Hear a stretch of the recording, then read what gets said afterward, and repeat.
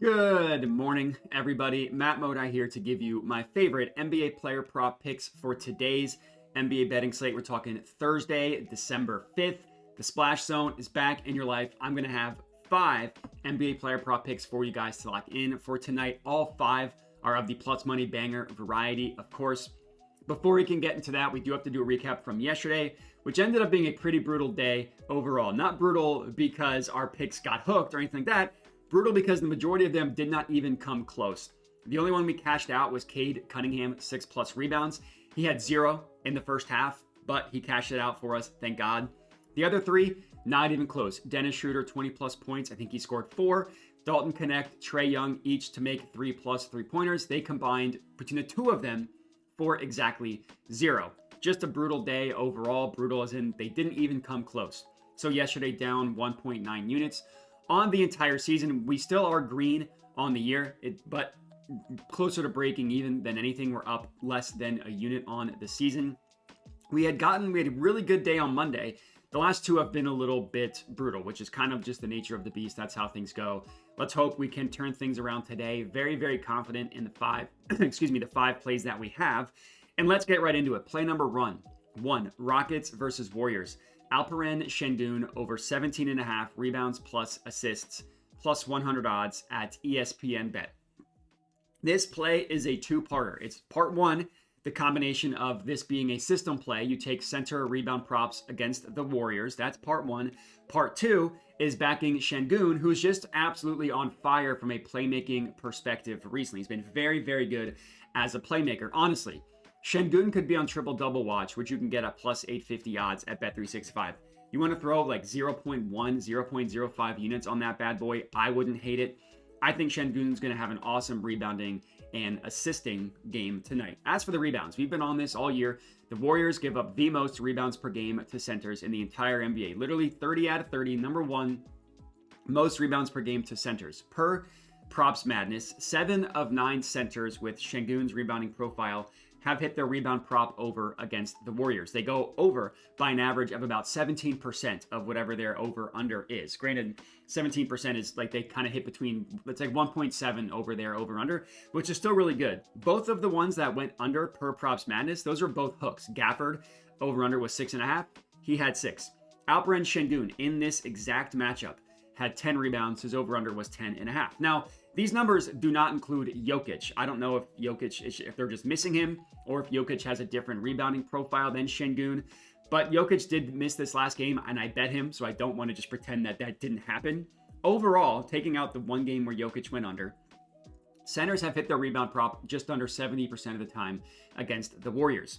And Sengun, he's been on fire from a playmaking perspective, as we'll get into. He's also been rebounding the ball really well, too. He's really coming into his own recently. He's averaging about just over 21 rebound chances per game in the last 5 games. So him needing just to get to 11 actual rebounds, which is what his rebounding over-under is, I feel pretty good about that. Then as for the assist, this is where he's really just been cooking. He started the season slow, so if you look at his entire season, you're not going to be that impressed. But his last 5 games, he's averaging over 16 potential assists. And he's gone over his assist prop, which is 6.5 in 3 of 5 games as well. Both games in which he did not get to 7 assists, he had 15 potential assists in one, 12 in another. So that's just a pretty brutal conversion ratio from assist to potential assist. But we love those potential numbers. The Warriors, along with allowing the most rebounds per game to centers, allow the 3rd most assists per game to centers. I like both Sengun to go over both his rebounds and his assists. So I figured why not combine them into one. That way, if he goes over a lot on one, but not on the other, we'll still be covered there. That's play number 1. Next up, play number 2, Mavericks versus Wizards game. Luka Doncic over 7.5 assists, plus 105 odds at DraftKings. Now, Luka admittedly has not been his normal self this year from a playmaking perspective. Hasn't gotten nearly as much of the assists as he has the last couple years. But this line, it reflects that. 7.5 is a very low number for Luka Doncic, whose assist over-under is normally like 9.5 or even 10.5 sometimes. So it's way too low for a guy like Luka. It's also way too low for this matchup against the Wizards. The Wizards have a horrible defense overall. They have the 2nd worst defense according to defensive net rating. They also play at the 4th fastest pace in the NBA as well. They're just a beautiful combination of bad defense and fast pace, which makes them a beautiful defense to target for player props and just general stat accumulation. As for the assists specifically, the Wizards are allowing the third most assists per game to point guards per prop.cash and the fourth most assists per game per fantasy pros. So no matter what source you look at, it's either the third most or the fourth most. Either way, that's showing you that they are a juicy matchup. They're also a perfect matchup specifically for the ways in which we know Luka Doncic gets assists. Luka, how does he rack up assists? He runs a pick and roll, he gets the roll man, whoever's guarding him, on his back, and then if the center crashes towards him, he dumps it off to the center, either a rim or a lob is what I meant to say, or he just dumps it off to him for an easy layup, or the wings crash in from the perimeter and he kicks it out to a shooter. The Wizards allow the second most points per game to pick and roll man, so that's perfect for the center crashing on Luka when he's running a pick and roll. That's always going to be an assisted play. And the Wizards are also top 10 in terms of catch and shoot and corner three-point attempts allowed as well. They're not as juicy of a matchup for catch and shoot as they are for pick and roll man. But those are the two ways where Luka gets a bunch of assists. It's running a pick and roll, either lobbing it, dumping it off to the big man, or kicking it out to a shooter. And even though it feels like Luka's had a bad assist here, which from his perspective, for his with the type of player he is having a bad assist year, he still hit 8 or more assists in exactly half of his games, 8 of 16. Considering we're getting this for plus money, 8 of 16 sounds good. And when you consider the matchup, a 50% hit rate for plus money also seems pretty good. He gets there in this matchup. I'm very, very confident of it. That's play number 2. Third up, Thunder versus Raptors. Jakob Poeltl over 2.5 assists, plus 122 odds at FanDuel. I get that people are probably sick of me having a play on Poeltl, but we've never taken his assist prop. It's either been his points or his rebounds or his both points and rebounds. But this is another system play. Center rebound props against the Thunder. It sounds really random. I promise you this is a play. Centers rack up a ton of assists against the Thunder. Literally, the Thunder allow the most assists per game to centers. The reason why, it's all because they play defense. They're very aggressive, not allowing any points to pick and rolls in general. The pick and roll ball handler, the pick and roll man. They don't score against the Thunder. The Thunder allow the second fewest points per game to pick and roll ball handlers, literally the fewest points per game to pick and roll men. It's crazy to be the fewest and the second fewest in both of those categories. Normally you have to decide, okay, how are we going to allow points? So you have to give it up somewhere.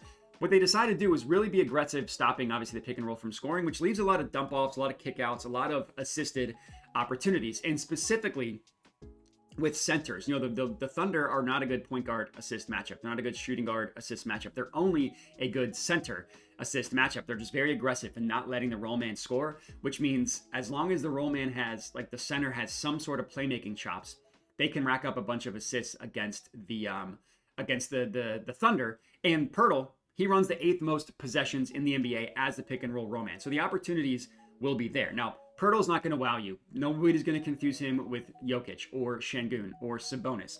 But he's got decent playmaking chops. He's gone over 2.5 assists in 10 of 22 games, which, yeah, sub 50% hit rate.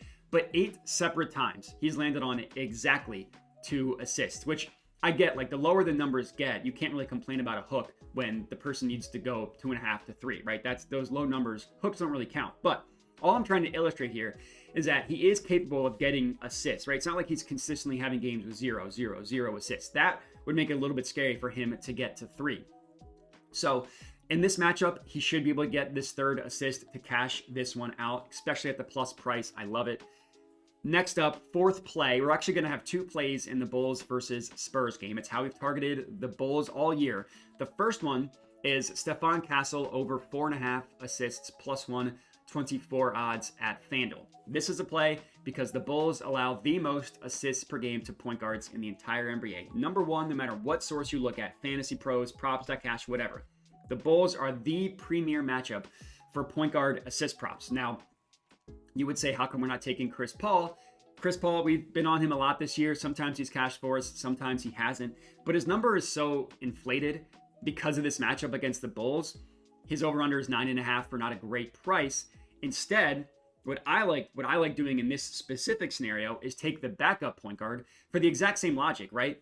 The Bulls give up a lot of assists. Doesn't have to be the starter that gets all those assists. And with Trey Jones out for this game, the expectation is that Castle should take the backup and secondary playmaking duties. So getting him at plus money for him to get the 5 assists is a gift. And Stephon Castle has been very good recently from a playmaking perspective, right?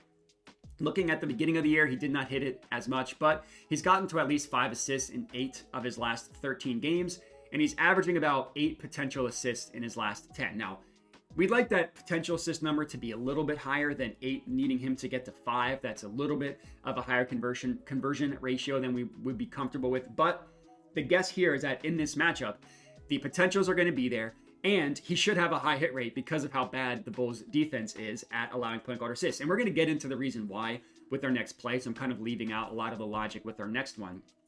But there was a 3-game stretch earlier this month, or I guess in November, where Stephon Castle had 11, 13, and 10 potential assists in 3 straight games. My expectation is that he has about 10 potentials in this one. As long as he just has a 50% hit rate, he'll get us to 5 assists, cashing out this play. And then our last pick, same game, Bulls-Spurs. The correlated play to the point guard assist prop is the center point prop. Zach Collins, 15 plus points, plus 140 odds at bet365. So the reason we're playing Zach Collins, number one, is because Wemby is out for this game. Now, Wemby's only missed 3 games this year, but in those 3 games, Collins scored at least 15 in 2 of the 3. In the one game that Collins did not score 15 points, that was against the Thunder, who I just talked about being a terrible matchup for center point props. The Thunder literally give up the fewest points per game to pick and roll Roman. He still scored 12 points in that game, so it wasn't like he completely got shut out. In the other 2 games, he scored 20 points and 18 points, easily getting to the 15-plus number to cash this out. Now, as for the matchup, the Thunder allow the fewest points per game to pick and roll Roman. Guess what? The Bulls are the exact opposite of that spectrum. The Bulls allow literally the most points per game to pick and roll Roman. 30 out of 30. The best possible matchup you could ask for Zach Collins. So you want to know why the Bulls give up so many assists to point guards? It's because they allow so many points to pick and roll Roman, which is always an assisted play to who's ever running the pick and roll. Collins, the play type in which he scores the majority of his points, number 1, as the roll man. The Bulls already illustrated the most points per game to roll man, number 1. Almost 60% of the points in terms of area on the floor for Zach Collins it's the restricted area. The Bulls allow the most points in the NBA in the restricted area as well. Obviously, those two are correlated. Roll men generally score in the restricted area, but they are the worst defense in the exact ways that Zach Collins scores, as the roll man and in the restricted area. And 15 plus points you've already illustrated is not crazy for Zach Collins, considering he did it in 2 of 3 games with Wemby out. And nobody's a better matchup for Zach Collins than the Chicago Bulls. So I absolutely love this play. I absolutely love the Castle play as well. I love all 5 of these. It feels like after 2 rough days in a row, it's going to be a 5-0 day. I feel it in my bones. But that's all we got. I appreciate everybody for watching. Make sure to like the video, comment, subscribe, all that good stuff. Check out the Dub Club, where I send all my plays out for only $5 a month. So these odds might be different depending on when you're watching this video than when I got it at. The Dub Club is the first place I send all my picks out. So generally, you can get in the same odds that I get before they change. Or if you just don't want to watch the YouTube videos, the Dub Club is for you. Again, it's only $5 a month. If you're not interested, you can still get everything for free because they are the same plays. You just get them early on the Dub Club. But that's all we got. I appreciate everybody for watching, and have a good one.